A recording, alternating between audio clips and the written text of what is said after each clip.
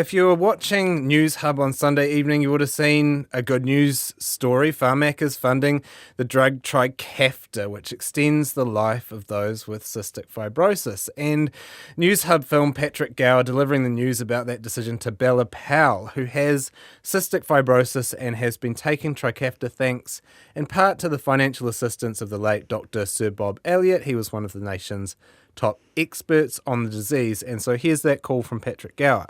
Bella, it's happening. Pharmac are going to be funding Trikafta. Oh my God. Bella has cystic fibrosis and is only alive because of Trikafta. I don't know what to do. This is such a weird feeling. So that applause was coming from members of the News Hub newsroom behind Patrick Gower, and Powell perhaps didn't quite know what to say because News Hub had sent someone along to film her getting a phone call in the park where she lives in Sydney. So it hasn't happened to me in the past, but I imagine that's a bit of a discomforting experience for anyone. And so Gower went on to, well, a very happy experience, but quite discomforting. Gower went on to close the package with a brief live Q&A with the presenter Laura Tupou, and that finished like this. Look, I know a lot of people with cystic fibrosis, and I also know a lot who have been lucky enough to find ways to access Trikafta. Every single one of them has told me it's a miracle drug. It takes effect from the very first pill and changes their lives. So for them, this is a Christmas miracle. It is the ultimate gift, the gift of life. Now, some people, Mediawatch's Colin Peacock, might quibble with that word miracle. These drugs are definitely man-made. I don't mind it. I don't mind the word miracle and its colloquial usage like that, but man-made or miracle, there's no doubt about this drug's effectiveness. Elsewhere in the package, you had an expert on saying that Trikafta could give people living with cystic fibrosis in New Zealand an extra 27 healthy years of life. So pretty significant. Yeah, very significant. But it's all to do with money, isn't it, Hayden? The reason why it's taken so long to get the drug funded? Yes, it is all to do with money and a few other things, few other complications, but mainly money. And in our media stories, most of the heat for that funding decision or lack thereof has been directed at our drug funding agency Pharmac, with some journalists blaming the lack of funding for Trikafta on what they say is bureaucratic red tape. And that focus on the apparent stinginess or slowness of Pharmac has taken, I think, the pressure off another organisation at the heart of this story, and that's Trikafta's manufacturer, Vertex Pharmaceuticals. And it was reportedly, as you say, charging $330,000 per patient per year for the drug. And that made funding it a pretty difficult task for Pharmac, even though it has an annual billion-dollar budget. That has to, be spread across the entire health sector, a huge range of conditions and diseases, and I think that it was taking up an immense portion of its budget to fund it at that level. So, even if it could afford it, though, you had the issue of, this is another thing, Vertex hadn't applied to register Trikafta in New Zealand, and it didn't do so until June 2021, after which you have to go through a period of evaluation, which I don't understand, but before funding for a drug is confirmed. Now, I think that that Trikafta's manufacturer, Vertex, was probably pretty happy to charge those prices and let the potent media story at the heart of this issue do its marketing for it, essentially. So it's difficult for governments or Pharmac, an agency like that, to turn down Trikafta when you can see articulate young people like Bella Powell, so full of potential, on camera saying they'll die without it. It's impossible to put a price on her life.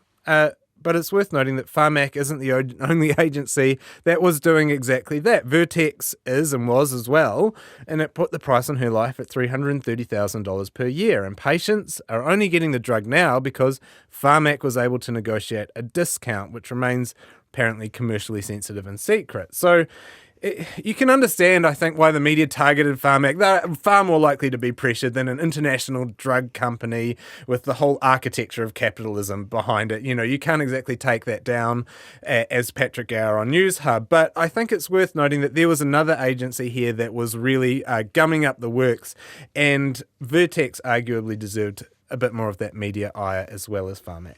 Yeah, but nevertheless, it is a happy ending. Trikafta's funded, but Pharmac's found itself in more hot water. What's going on there? Yeah, somehow this is still provoked more difficult or negative coverage for Pharmac. They've become embroiled in a dispute with MediaWorks over its station Today FM's coverage of this story, which has ended with Pharmac apparently putting the entire company MediaWorks on a media blacklist. What does that mean, a media blacklist? They're not going to talk to them apparently until they can trust them again. So just as some context, those News Hub clips that I played, they actually went to air on Sunday. But it wasn't actually the first news organisation to report that story. Today FM did so on Friday with its early morning presenter Rachel Smalley, appearing on its afternoon presenter Lloyd Burr's show to deliver the news that 4 sources had told her that Trikafta was set to be funded.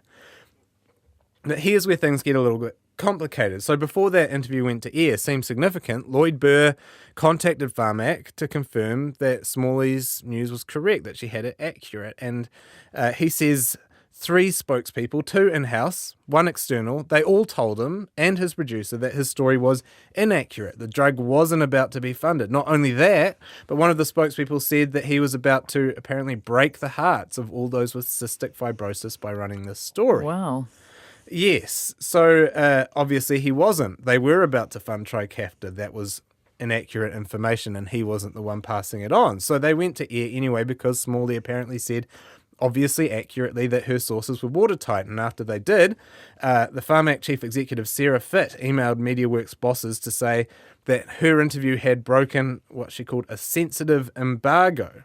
Now, according to Burr, she said no one from Pharmac would speak to anyone from MediaWorks until she knew they could trust the organisation again. And were they breaking an embargo? Well, this is the thing. According to Burr, there was no embargo to break. They hadn't been emailed any information by Pharmac, let alone any embargoed information from Pharmac. So, in fact, this obviously, as I'll repeat, this went to air on Friday.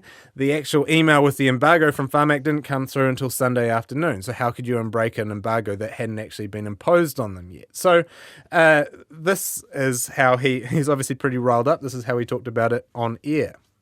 Trust us?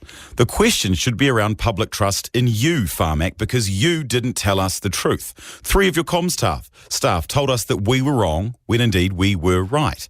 How can we trust you after such blatant lies? And we didn't break any embargo because you didn't send us the embargoed information until Sunday at 2:19 p.m. That's 2 days after we broke the story. Well, that's telling them, isn't it? Yes, and it was all in that tone, so obviously he wasn't exactly happy with Pharmac. Now, in his monologue, though, Burr hinted at one reason why Pharmac might have been so upset about him breaking the news about Trikafta on Friday, and it wasn't because he was going to break the hearts of those with cystic fibrosis. He kind of hinted that the agency had already had a deal in place with News Hub for it to break the story on its Sunday evening show. So here's what he had to say there. It's also not unusual for government departments to cherry-pick journalists to tell their story, particularly in telly, where it can take a while to film all of the elements. But it is unusual for this kind of approach on an important public health announcement. That is why it's unusual, particularly when those who will benefit from the drug have to take a back seat to those who are announcing it. And that makes sense as well. Yes. So, I mean, it hasn't been definitively established that Pharmac had an understanding with Newshub, but it is worth noting that, those clips that I played at the start and Newshub's story itself, they did seem to have a level of cooperation from Pharmac that other news organisations just didn't have. So it's Newshub's cameras went inside Pharmac's offices and they filmed this exchange where that chief executive, Sarah Fitt, broke the funding decision news to a Trikafta campaigner with cystic fibrosis called Ed Lee. Here's how that went. Trikafta campaigner Ed Lee, who has cystic fibrosis, has been paying for his own pills and was told directly by Pharmac Chief Executive Sarah Fitt with our camera present. Thank you so much. I want to give you a hug. I want to give you a hug. Thank you. So how have other media organisations responded to Pharmac's actions here and its proposed MediaWorks blacklisting? Yeah, so I mean, obviously that was some pretty decent PR for Sarah Fitt and Pharmac there, giving someone a hug as they delivered this good news to them. But Burr and Today FM aren't the only ones a bit riled up by how the drug buying agency has conducted its media rollout here. So on the spin-off, Emily Wrights notes that Newshub's story, had more details in it, not just than other media, but than the press release given to media like her who have covered the story for a long time. They had details like patients wouldn't have to pay for the drug, and that wasn't in the media release. And she said that the strong-arm tactics by Pharmac were pretty unusual for a public agency. Yeah, there's also the question of whether Pharmac purposely held back that decision, including from some people who actually have cystic fibrosis, in order to get the best publicity out of it. Yeah, exactly. And I think that's what's so galling to people who've been covering this for so long, because this was, as you say, as Pharmac said, something that would break the hearts of people with cystic fibrosis. They've been looking forward to this campaigning for it for so long, and this idea that it would be so stage managed and that it would be kept from some people, even in the cystic fibrosis community and their supporters, is pretty galling to them.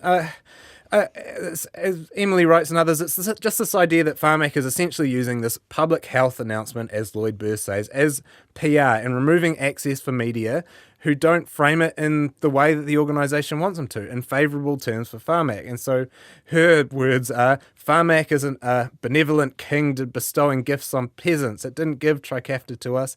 Adults with cystic fibrosis and their families, and parents of children with cystic fibrosis and their families, fought like hell for it. To frame it any other way or be cut off for telling the truth is just plain wrong. So there's this feeling, I think, that Pharmac can't play the neutral and dispassionate drug funding agency when it suits and when it wants to make hard decisions, and then the benevolent, compassionate helper when it's time to get good PR and forbid other people from portraying it in any other way. So, and I think there's also the sense that of all organisations, maybe this is the media perspective, Pharmac should be... they should understand the value of independence in the face of outside pressure. That's really their whole gig. But given that, maybe it should actually value the media's editorial independence as well and not be putting pressure on them. Yeah, well, it's not the only debate about editorial independence this week. Mr. Willie Jackson's appearance on Q&A also prompted some questions about that particular topic. That's right. So the Broadcasting Minister, Willie Jackson, roundly criticised for an interview with Q&A's Jack Tame on Sunday, which his opponents described uncharitably as a train wreck, and he himself admitted was not his best work. So the interview touched on a few media topics, quite important ones, but it was actually, for some reason, the segment about the proposed merger of RNZ and TVNZ that gained the most criticism and prompted the most controversy, and perhaps that was because of segments in it like this one. How can you possibly expect the New Zealand public to trust whatever entity resolves? Listen to what the submitters say in terms of the select committee. 60 to 70% of the submitters support the entity. They want a few changes, particularly around the editorial side. You're doing a very... You're doing such a negative interview today. I'm very disappointed in you. So I'm very disappointed in you. That wasn't really an isolated little jibe there from Jackson. He repeatedly referred to TVNZ as your people and Simon Power as your CEO, talking to Jack Tame, and he sort of jibed Tame about his so-called mates in National and chided him at least once more, not just that clip that I played, for his supposed negativity about the RNZ-TVNZ merger. It's not unusual, though, for Willie Jackson, Hayden, is it? He's a on-again, off-again broadcaster, and he likes a good scrap. He always has, and we knew that was his style going into this role. It always has been his style. He has a history of giving vociferous feedback on the media's performance. He posted on Facebook about Mike Hosking's interviewing style with Jacinda Ardern. He gave Mediawatch itself some less than glowing feedback after Colin interviewed him earlier this year. I remember when I was working with him on Radio Live, he in fact went through the entire day part shifts and gave his opinion of everybody else on the radio. Okay, so, I mean, he's not shy of giving an opinion or live commentary on people, and he does seem to be able to get away with it. And maybe he has been able to get away with it. Maybe not always. Maybe not always. He is notoriously as well, and this is linked to this one of the people behind what might have been the worst broadcast interview in history, in New Zealand history, with one of the friends of the victims of the Roastbusters gang. But we won't go into that tonight. I guess in one sense, it's not that strange for him or for the government to complain to media entities about coverage they feel is unfair or inaccurate. But it's just a little bit different, and it comes off a bit different when you're the broadcasting minister. You're one of two shareholding ministers in TVNZ. You're an influential voice when it comes to funding. You're to some extent the boss, and your barbs take on a different tone, particularly when you're being interviewed about your efforts to completely reshape the public media entity that you're currently appearing on in TVNZ. So, I mean, that point was made by a bunch of commentators, including the Herald's Thomas Coughlan, and he said Jackson's conduct was worrying, especially given concerns are being raised about the editorial independence or lack thereof of the new RNZ TVNZ mega entity. And he also kind of pointed out a bit of an irony that this tough interview for Jackson was an example of the current system working well. Q&A is a publicly funded show on a state-owned station, and it was giving the minister what for. So it's sort of a bit of evidence, what's wrong if this can happen right now. But it's part of Willie Jackson's MO to get down on the shop floor, be one of the boys. So maybe he thought he was just doing that. I think that is really, I honestly think that was what was happening. And even when you're watching it, it was pretty clear he was joking around, he was jabbing, and he was kind of being a little bit, fun or funny. And he said as much himself. So he acknowledged some missteps with that interview to the media, but explained he's had a pretty good relationship with Jack Tame, and his jabs should be seen in that context. And Tame himself actually confirmed the same thing in an appearance on Heather Duplessis-Allen's show, The Huddle. So here's that clip. I personally had absolutely no expectation of an apology from Willie Jackson. He and I have got along super well for years, and I hope that we continue to get along well. The live interview environment's a pretty unique environment, but I don't think there's any suggestion Willie owes me an apology. I don't feel like he owes me one. Yeah. Yeah, so I think that there is a little bit of a relationship there, and maybe it was a bit of sort of jabbing back and forth between people who have been friendly. So it's worth noting that perhaps some of those jokes were ill-advised, but Jackson was pretty clear in the interview that he did want to ensure the new TVNZ RNZ entity does have watertight editorial independence from the government. Well, there's been a lot of talk about style, but what about the actual substance of the interview? What did Jackson actually say about this new media entity? Yeah, he was pressed for new information. He didn't give a huge amount of it, but he did say that he wants to get legislation on it to the House by the end of the year or early next year. He said he wanted it set up, I think, in July next year. So, don't get too comfy. Pre-election, exactly. So it's a bit harder to dismantle, maybe. I don't know. But, don't get too comfortable in this plush studio. We could be moving to the TVNZ offices if things go away. To be honest, TVNZ is a lot nicer. I doubt whether that's going to happen. Yeah, we're going to stay here, aren't we? Yeah, with the bare tablecloth. Yeah, that's what is this? I wish that the listeners could see this tablecloth. It's not a visual medium, but goodness, it's quite striking. The only thing, I guess, that he was the other thing that he was challenged on was that this is often criticised as a solution in search of a problem. What is the problem with TVNZ and RNZ as things stand? That's been the common critique. And in some ways that's understandable. You've got TVNZ and RNZ. They both have bedded in audiences that they serve pretty well and like them well enough, and those audiences don't think there's a huge case for change. And on Q&A, Jackson kind of took a stab at explaining the rationale for doing this merger, saying the whole media landscape is under threat from giant tech companies, and I guess social media is changing young people's media consumption habits hugely. And he said that New Zealand deserves an equivalent of the ABC or BBC, where they've got combined TV and radio arms in the same entity, albeit they're wholly publicly funded bodies. They're not this kind of hybrid that is being proposed between a commercial TVNZ and a non-commercial RNZ. So in a separate interview, I thought this was notable with Ryan Bridge, Jacinda Ardern said she wants to set up a version of the BBC to tell our stories because Netflix isn't going to do it. But she also said this. If we want to make sure that we are supporting New Zealanders through this rough period, getting rid of our public service broadcasters or having Radio New Zealand collapse doesn't help them, and it actually doesn't help New Zealand. How close is RNZ to collapse? If I can finish my answer, Ryan. I'll ask you, how close is RNZ to collapse? I think that might have been a little bit of an exaggeration by the PM. So RNZ, there was some pretty bad rating surveys. How were but recently you got your ratings, didn't you, Karyn? How were they? They were good. Yeah, they went up. Okay, so the Crumpers, what were Brian Crump's fans? Were they called Crumpers? They stayed with you? They stayed with you? I hope so. Yeah. Yeah, some of them might have gone over to concert, but I hope they're still here. No, they went up, which was great. It was lovely. So obviously Thank you. we're not completely in danger of collapse, and I think that might have been a little bit of an exaggeration. So I think maybe the best... Maybe it's the infrastructure as opposed to the ratings. The building does seem in danger of collapse. I shouldn't keep talking like this. And I think the best actual defence of this merger actually came from outside the government. Duncan Grieve in the spin-off noted that we've got surveys now that young people are barely consuming TV. They're not on RNZ. Our audience demographics are older and they're Pākehā.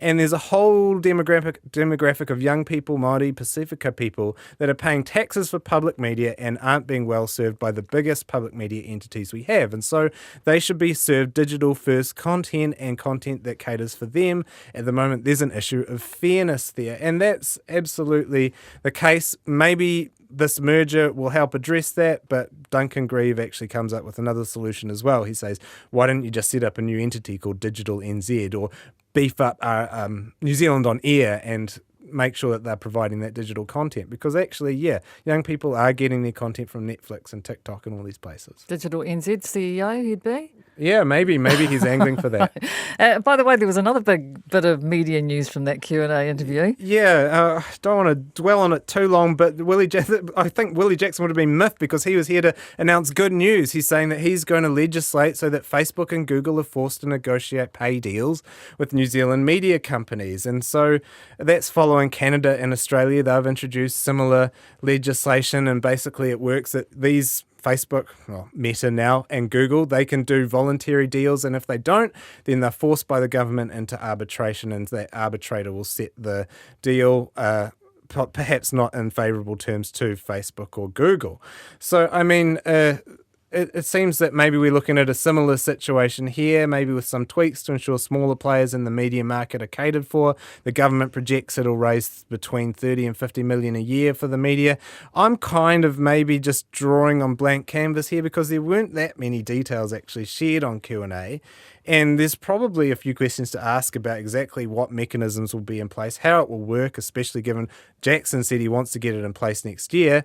And what is the length of time? If it's going to take 2 years to set up, actually Meta's sort of hemorrhaging users right now. It's sinking billions into a metaverse that no one actually uses. Will it be in good shape in 2 years? Will it actually be agreeing to pay deals? It's laid off 11,000 staff recently. It's different to compel a monopoly with immense power to the table, but maybe some of these companies are looking a bit shaky. Haven't we already done deals between companies like Meta and places like NZME? Yes, we have actually. There's places like NZME and actually the spin-off and that have done deals already. Some of them are not long-term. They might come up for review, and this might give them a little bit more of a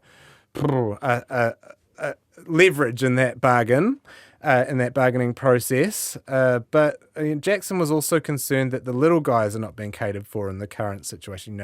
He said, how can the Northern Advocate or the Whanganui Chronicle go up against Meta as an example of those little guys? That was kind of funny, I think, because both of those papers are actually owned by NZME. NZME, that's right. Don't say NZME. No, NZME. NZME. So take his point, though. Why is it actually needed? Weren't our media organisations just given permission to bargain collectively with Facebook and Google? Yeah, they were. The Newspaper Publishers Association, they were given that permission. And I guess Jackson is basically pitching this legislation as a backstop. If the tech giants won't come to the table in the threat of collective negotiation from what amounts to probably pretty small media players really in the scheme of things for them, then they could be forced to the table by government legislation. And that was a course of action recommended by a guy called Rod Sims, who's known as the man who forced Facebook and Google to pay for news. He did an interview with us on Mediawatch a few months ago. He said you really need that threat hanging over the social media companies or the tech companies for them to actually bargain. And so how have our news companies responded to this news? Well, I will say they are welcoming, in amongst the critical coverage of Willie Jackson, they're welcoming this announcement. And it's interesting to note as well that National's broadcasting spokesperson Melissa Lee has offered some tentative support. So this looks at least like one bit of legislation that won't be immediately repealed if there's a change of government. There's a text here for you from Ganya, Hayden. It says, hi Karyn. I'd just like to put my hand up for the first bid on that tablecloth. Name your starting price. It's not even a tablecloth. It's a strange kind of vinyl cover. I don't know. You'd have to burn it off somehow, I think. Yeah. Laser it. It's like a tattoo. I clean it down with bacterial wipes. Oh, it's awful. On most days. Yes, right. On to the next topic, and the Media Council has issued a couple of interesting decisions, one of which is good and the other not so good for our media companies. Yeah, shall we start with the good one for our media companies? You might remember Fire and Fury. It was a documentary by Stuff Circuit about the mis and disinformation sort of landscape in New Zealand. It received a lot of praise, but also a lot of criticism from its subjects, and that was a lot of it over an editorial decision they made to not interview the people that purveyors of misinformation at the centre of the documentary. They didn't give them, I guess, what they thought was a right of reply. And those people, they thought that generated complaints from people that were associated with some of those people. There were 6 of them. They complained to the Media Council. And I guess, although I will note as well that some of them did get a bit of a right of the reply in the platform. So that's Sean Plunkett's media venture. He offered a platform to the subjects of the documentary, including Chantal Baker, Calvin Alp, Voices for Freedom. At one point, he actually invited Baker to contribute to the platform herself, though that partnership has yet to come to fruition. And so how did Stuff respond to the accusations? It said that the subjects' views were summarised and canvassed within the documentary, but it didn't want to give them an on-camera interview, partly because of the risk they would use that platform to spread more disinformation, which is what the documentary was about. So in an interview with me on Mediawatch, Paula Penfold, the documentary's host, summarised the decision-making like this. They've had their say.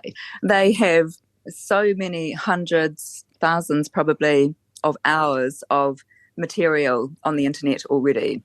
And also, part of the advice that we took, the guidelines that we were reading, said that it's dangerous to give them a platform that's equal to the hate that they're already disseminating. And did the Media Council agree? Yeah, in essence, yes. On the issue of inaccuracy, which is one of the complaints, the council notes that one of the things it considers plainly true is that there was no conspiracy of national leaders, including the leaders of New Zealand, deliberately to harm the population by promoting the administration of approved vaccines. That's a direct quote. So obviously many of the documentary subjects have associated themselves with views that are counter to that, and that would meet the criteria for misinformation on that standard. On the issue of balance, that right of reply thing, it noted that it doesn't always expect media platforms to air the opposite view, particularly when that view is plainly untrue or harmful. So it uses the example not requiring Holocaust deniers to be contacted for their views in an article on the Holocaust, for instance. So the council acknowledges the argument that platforming some of the subjects of Fire and Fury could have caused some harm. Now, there are other reasons listed too. That's just 2 of them. It's a relatively extensively argued judgment. I'd encourage you to have a look at the Media Council's website if you want to read it. So Stuff Circuit exonerated, not so much for News Talk ZB and the Herald, though. No, they were the subject of a less positive Media Council decision. Now, a while back, we talked about a segment on News Talk ZB where the political reporter Jason Walls talked about what he said was $20,000 in film commission funding given to the documentary Susie and the Virus about Susie Wiles. Now, some of the segment was a bit pejorative, with Walls telling News Talk ZB host Heather Duplessis-Allen he was so sick of everything getting taxpayer money and why can't people just pay for it out of their own pocket. And that actually generated a Herald story as well, which began, would you pay $20,000 for a documentary about science superhero Dr. Susie Wiles? Because you already did. That's the end of the quote. It said Walls was confused as well about the funding given the parlous state of New Zealand's healthcare system, which was getting a lot of headlines at that time and probably still is. Well, as I recall, there were some facts wrong in that. Yeah, the central figure, $20,000, that was wrong. Susie and the Virus is part of a loading docks program and had only received $6,000 in production finance, and I think it had been confused with another separate project. So, perhaps Jason Wills should have known that Susie and the Virus shouldn't have been confused about Susie and the Virus, because actually it was launched in 2020 in partnership with NZME, and it debuted on the Herald's website alongside a cover feature article for the paper's insert magazine Canvas. And on top of that, you have the fact that NZME, if you're calling into question public funding, NZME has received millions of dollars in public funding recently, including $255,000 for a Herald series called Unravelling Anxiety, almost $3 million for its Open Justice Court reporting project. And that may well be money well spent, but those projects, I guess, generated a notable lack of scrutiny from Newstalk ZB and others at NZME. And because of all these factors, the segment generated complaints to the Media Council from Wiles and two others, including the former TVNZ PR person, Andy Brotherston. So we've just got a minute or two, but how did the Herald respond and how did the Media Council rule? Yeah, it acknowledged that it had made mistakes, but basically said it corrected them. There was a couple of bits of Murray Kirkness' response that would not received well by the complainants. For one thing, he said that Susie Wiles wasn't targeted. Now, both the stories had Susie Wiles as their main headline and feature photo. He also said that some of the abuse she suffered may have been brought on by the fact that she tweeted objections to the inaccurate article about her. Obviously she found that pretty risible. Now, the Media Council, it was relatively sympathetic to NZME's point of view given the circumstances. It didn't uphold everything on the issue of linking the DOCO funding to the state of New Zealand's healthcare system. It said the comparison was tenuous, but it didn't rule it was unfair. But it did say that NZME needed to take responsibility for the abuse that arose from its errors, and it upheld complaints by Wiles and others about NZME's correction, which it said was too slow, wasn't fulsome enough. It took 5 days to put up, and it didn't note everything that was wrong in the original article. And that is the end of my summary of that I've tried to put into a minute. You did. Well, very good. Thank you very much, Hayden. And we will speak to you. Will we speak to you before Christmas? Oh, I don't know. We don't have too much longer. Maths and me, we don't really gel, but maybe not. Ooh, maybe once more. Once more. Okay, thank you very much. Hayden Donnell with Midweek Mediawatch.